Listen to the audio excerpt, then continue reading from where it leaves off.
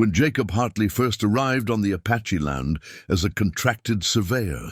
He believed it would be a simple job: confirm the mineral content beneath a forgotten patch of desert and return to the oil company that hired him. But from the moment he stepped onto the land, he sensed a quiet presence in the soil, as if countless footsteps, memories, and centuries of struggle still echoed beneath the surface. The tribe greeted him with guarded courtesy, their chief watching him closely yet without aggression. Jacob respected the boundaries they drew, even when his company insisted he secure drilling rights as fast as possible. Weeks passed, and he worked quietly beside a small Apache group who escorted him daily, ensuring he didn't wander where he wasn't supposed to. Over time, Jacob found himself growing attached to their simple honesty, the dignity in their silence, and the way they respected every inch of their land. The turning point came when he stumbled upon a large underground pocket, pure crude oil, more than enough to make any corporation fight viciously for control. That night, Jacob sat with the chief and his council, explaining honestly what he had found, even though he knew the company expected him to convince the tribe to sell. The tribe didn't react with excitement or fear. Instead, the chief simply said that the land was their ancestors' bloodline, not a commodity. Jacob nodded, knowing what he needed to do, even if it meant ruining his career. He walked away from the project entirely, refusing to hand over his findings and resigning from the company before they could pressure him. He left the map with the tribe and told them he hoped they would find a future that belonged to them, not to outsiders. He returned home empty-handed and faced months of financial hardship. He lost nearly everything: his job, his reputation, even the house he'd spent years building. But Jacob never once regretted stepping away from the oil discovery. He believed the land belonged only to those who had protected it long before he arrived. Years passed. Jacob rebuilt his life slowly, taking work wherever he could find it, wrangling horses, repairing fences, even living out of a trailer for a time. Despite the struggles, he always carried a quiet sense of peace, because he knew his decision had protected something sacred. Still, he sometimes wondered what had happened to the tribe, whether the map he left behind brought them prosperity or problems. But he never contacted them again. He believed it wasn't his place.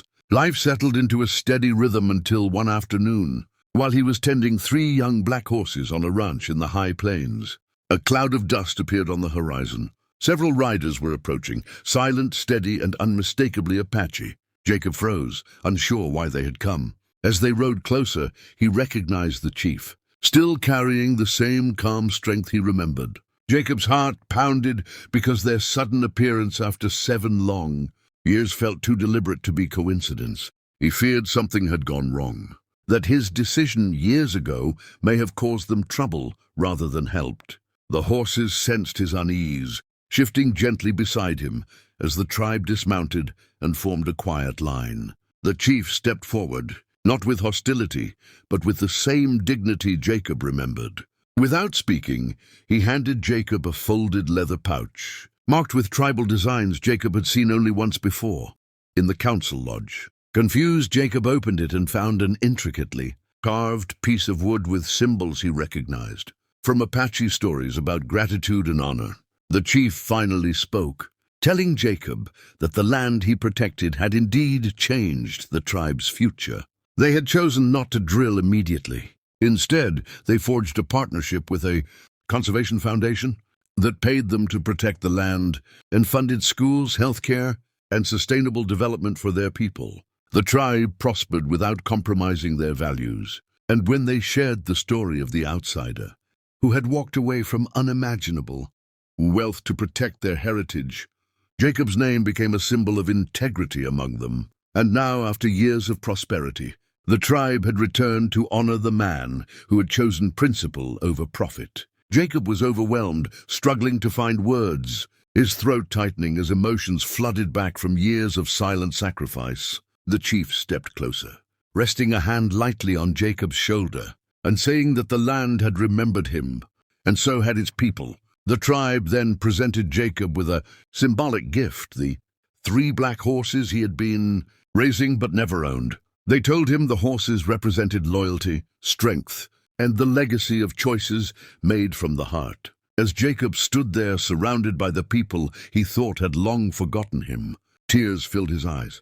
For years he believed he had simply walked away from wealth and lost everything. But in that moment he realized he had gained something far greater: honor, respect, and a connection that time could never erase. And standing there with the horses beside him, Jacob finally understood that sometimes the greatest rewards in life arrive long after the sacrifices have been made. Jacob spent the next hour standing with the tribe, listening as the chief unfolded the story of what had happened after his departure years earlier. They explained how the map he left behind became a point of heated debate within the tribe.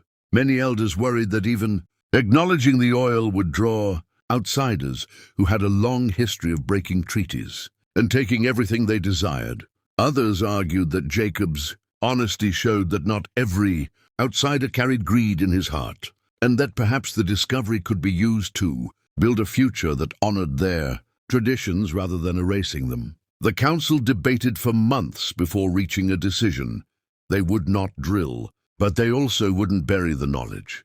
They sought partnerships with organizations that valued ecology and indigenous sovereignty. The land remained untouched, yet it brought the tribe more stability than oil ever could. A new school was built, young people received scholarships, elders gained access to long-needed medical care, and the tribe's cultural preservation programs expanded. The chief explained that Jacob's name was spoken with respect in every important decision they made, not because he had found oil, but because he had walked away without taking a single advantage. As Jacob listened, he felt a profound mixture of humility and disbelief. He had spent the last 7 years thinking the tribe had moved on entirely, never imagining that his small act could have changed their destiny. When the chief finished speaking, he gestured for Jacob to follow him to a circle formed by the younger tribe members. They presented Jacob with a hand-woven blanket marked with patterns, symbolizing trust and unbroken bonds. Jacob accepted it with trembling hands, realizing how deeply their gratitude ran. The chief then instructed the riders to step back, giving Jacob space with the 3 horses that had been chosen as his gift. Each horse had been raised with care and was known for calm strength. Jacob rested his hand on the neck of the closest horse, feeling it lean gently into him, as if acknowledging him as their new guide. He whispered to the animal, overwhelmed by the realization that this gift was more than symbolic. It was a bridge connecting him to a people he thought he had left behind forever. The chief told Jacob that they had returned on this particular day because the tribe believed that every debt of honor should be repaid in person, not merely spoken about in meetings or preserved in stories. They wanted Jacob to understand that he had become part of their legacy. The conversation shifted as the younger riders began sharing how his story had been told to them growing up, inspiring them to believe that integrity still lived in the world, beyond their borders. One rider explained how he had trained for years to join the group visiting Jacob because he wanted to show gratitude to the man who proved that protecting their land was worth fighting for. Another shared how the scholarship program funded through the conservation partnership helped her study environmental science, allowing her to return and protect the tribe's resources. Jacob listened quietly, his voice breaking each time he attempted to respond. He had never imagined that his decision, one that had cost him nearly everything, would come back to him in such a deeply human way. When he managed to speak, he told them that he never believed the land was his to claim, and that he only did what he hoped any decent person would do. But the chief corrected him gently, saying that decency is measured not in words, but in sacrifice. And Jacob had sacrificed more than they ever expected. As the sun began lowering behind the distant ridges, the tribe prepared to depart, but not before inviting Jacob to visit the reservation whenever he wished. They promised that a lodge would always be open to him and that he would never again be treated as an outsider.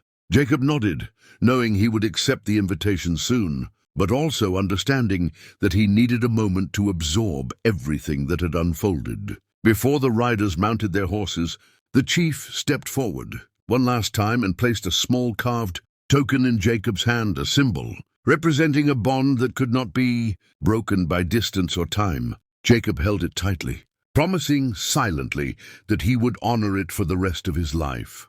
Once the riders began their journey back, Jacob remained standing beside the three horses. He felt a deep peace settle over him, a feeling that filled the empty spaces left by years of struggle. He realized he had been searching for purpose ever since he walked away from the oil discovery, and now, through the gratitude of the people he respected most, he had found it.